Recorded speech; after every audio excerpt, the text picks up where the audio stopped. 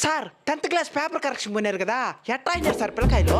కథలెన్నో రాశారు, కవితల్ని రాశారు, కట్టప్ప బాహుబలి యుద్ధాలు రాశారు పేపర్లో, బుక్కులెట్టు పేపర్లో.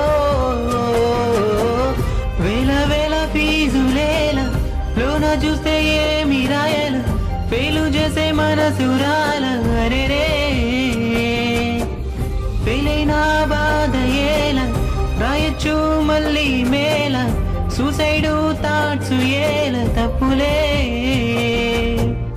కళ్ళు 2 పుస్తకాలు మాత్రమే చూస్తే చాలు, మంచి మంచి మార్కులెన్నో పొందవచ్చులే.